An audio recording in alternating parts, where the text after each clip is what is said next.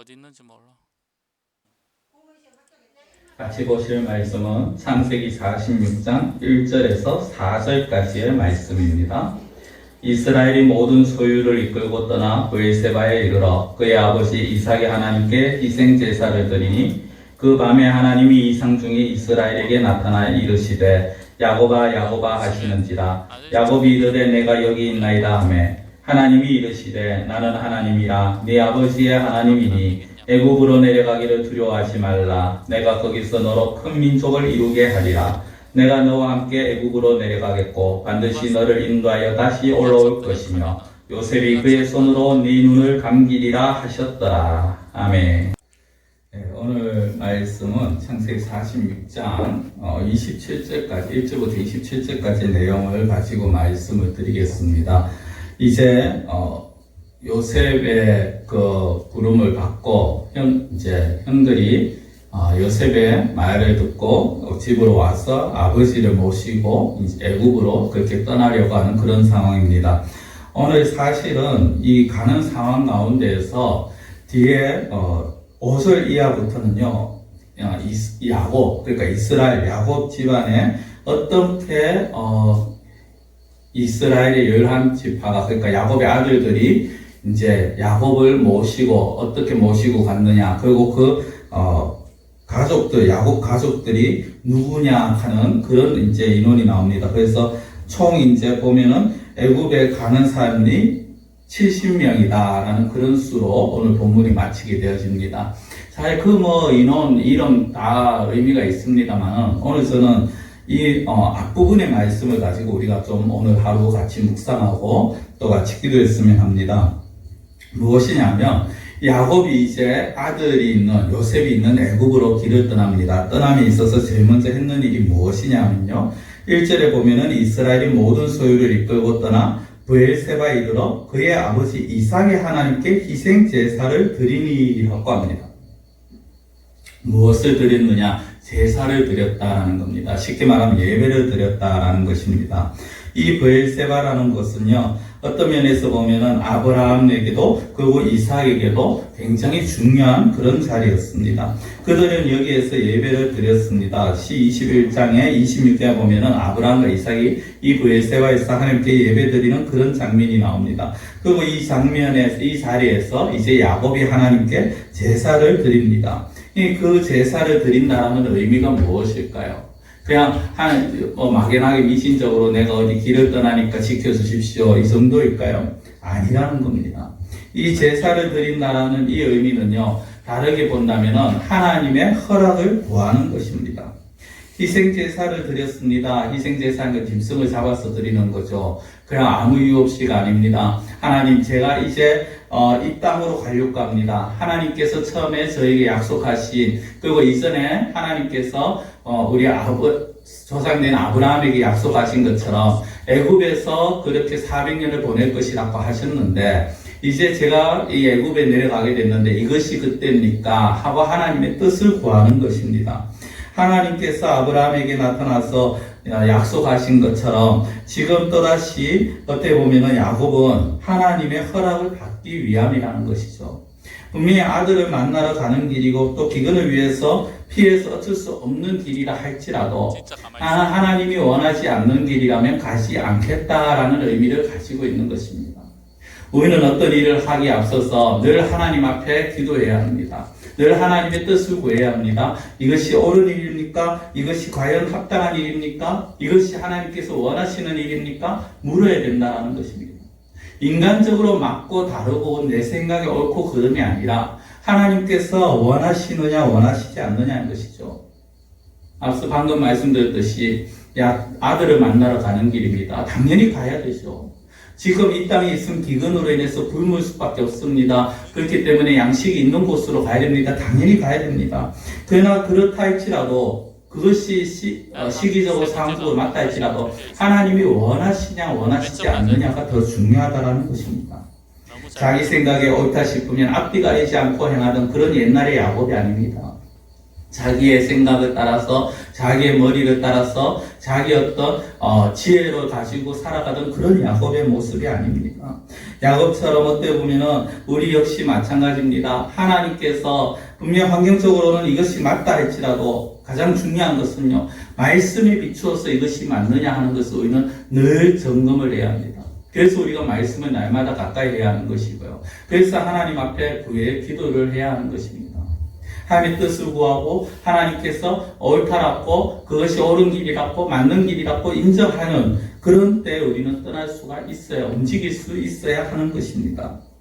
이렇게 기도하고 제사를 드리는 야곱에게 하나님께서 나타나셔서 야곱을 부르십니다. 근데 부르시는데요, 어떻게 합니까? 한 번만 부르십니까? 아닙니다. 두 번을 부르십니다.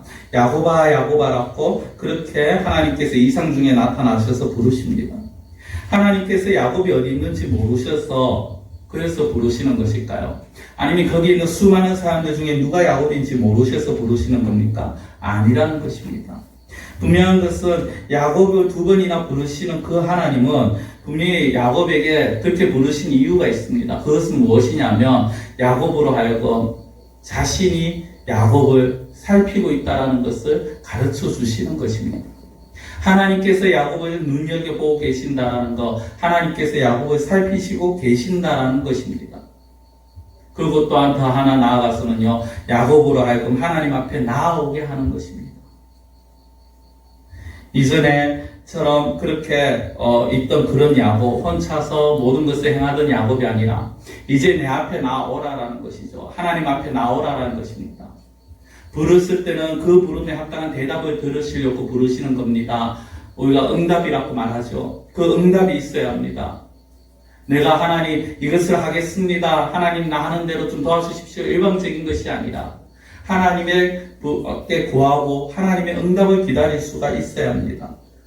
야곱아 야곱아 두 번을 부르신 하나님께서 야곱의 그 제사에 응답을 하십니다. 어떻게 응답합니까? 내가 여기 있나이다라고 야곱이 말할 때 나는 하나님이라 내 아버지의 하나님이니 애굽으로 내려가길 두려워하지 말라라고 합니다. 이 두려워하지 말라라는 그 말, 겁내지 말라, 두려워하지 말라. 여기에는 어떤 의미가 있습니까? 내가 함께 내려가겠다. 내가 너를 인도하여 다시 올라올 것이다. 요셉이 그의 손으로 너희 눈을 감길 것이다. 이것이 무엇입니까? 내가 너를 떠나지 아니하겠다라는 것입니다.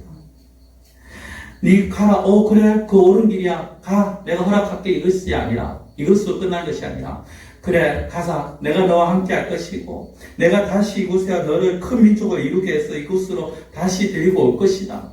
그러니까 두려워하지 말고 겁내지 말고 너는 혼자가 아니다라고 그렇게 말씀을 하시는 것이죠. 우리가 아무리 좋은 곳, 아무리 많은 것을 가지고 있다 할지라도요, 우리의 안전은 하나님 손에 있다는 것을 우리는 의심치 말아야 합니다. 이 사실을 믿어야 합니다. 세상적으로 아무리 좋은 것을 가지고 있어도 하나님이 지켜주시지 아니하시면 아무리 튼튼한 경호시설, 경비시설도 아무 소용이 없다는 것이죠. 우리가 아무리 건강하다 할지라도 하나님께서 우리를 붙들어 주시지 아니하시면 우리는 어느 한순간 쓰러지게 될 것입니다. 하나님께서는 함께 하시겠다라고 합니다. 두려워하지 말라라고 합니다. 더 내려가서 무엇을 말씀합니까? 내가 거기서 너로 큰 민족을 이루게 하리라라고 합니다. 큰 민족을 이루게 하리라. 번성을 약속합니다. 가서 함께 해줄게. 이 정도가 아니라 네가 하는 일에 내가 복을 줄 것이고 너의 후손으로 인하여서 큰 민족을 이루게 할 것이고, 더 나아가서 그것이 무엇입니까? 결국 아브라함에게 하신 약속, 하늘의 별과 같이 바닷가의 모래같이 번성케 하리라는 그 약속을 내가 이루어 주겠다라는 것입니다. 사랑하는 성도 여러분, 오늘 야곱은 하나님 앞에 기도합니다. 제사를 드렸습니다. 자신의 해야 할 일에 대해서 이것이 옳은 일인지 그런 일인지 하나님 앞에 구합니다. 구하는 그 야곱에게 하나님께서 나타나셔서 응답하시는데 두 가지였죠. 하나는 내가 너와 함께 할 것이니 두려워하지 말라. 또 하나는 무엇입니까? 내가 너희 조상으로 하여금 조상 아브라함과 한 약속을 내가 반드시 이룰 것이다. 그거 해서 그래. 반드시. 오늘 거기에 아브라함이라는 이름도 약속이라는 이름도 없습니다만은 그러나 결국 너로 번성케 하리라는 것이 바로 그 말씀 아닙니까? 하나님께서 하신 약속은 반드시 이루어지십니다. 하나님께서 말씀을 반드시 이루어 가십니다. 그렇게 우리는 하나님의 말씀을 붙들고 하나님의 말씀을 우리가 붙잡고 그리고 믿음으로 나아갈 수가 있어야 하는 것입니다. 하나님의 말씀을 붙들고 두려움 없이 우리가 담대함을 가져야 되는 것입니다. 기도드리겠습니다. 사랑의 하나님 아버지, 상황이 당연히 해야 되는 그런 상황임에도 불구하고 야곱은 하나님 앞에 하나님의 뜻을 구합니다. 그런 가운데에서 그것이 옳다라고 그리고 그렇게 또한 구하고 기도하는 야곱 앞에, 제사하는 야곱 앞에 나타나신 하나님께서 하신 이 말씀, 이 두 가지를 저희들이 붙들기를 원합니다. 내가 너와 함께 할 것이니 두려워 말라. 내가 너희 조상 아브라함에게 하신 약속의 말씀, 그것을 반드시 이룰 것이라고 하신 이 두 가지를 저희들이 늘 기억하게 하여 주시옵소서. 우리가 어떠한 상황, 어떤 형편이든지 하나님이 나와 함께 하시며 하나님이 지금도 나를 붙들고 계시고 어디에든지 나와 동행하신다라는 그 믿음을 가지게 하여 주시옵시고, 하나님의 말씀은 반드시 이루어지며 하나님의 말씀은 변함이 없다라는 확고부동한 말씀이라는 그 믿음을 저희들이 가져서 언제나 하나님의 말씀을 붙잡고 하나님 앞에 하나님의 뜻을 구하며 하나님이 함께 하시는 그 믿음으로 살아갈 수 있는 저희들이 되어지게 하여 주시옵소서. 하나님께서 비록 앞에 떨어져 있고 흩어져 있는 저희들이지만 그러나 하나님께서 저희들의 심령 가운데 함께 하셔서 하나님에 대한 담대함으로 믿음으로 이 세상을 이기며 나아갈 수 있는 그러한 저희들의 삶이 될 수 있게 하여 주시옵소서. 간절히 원하고 예수님의 이름으로 기도드리옵나이다. 아멘.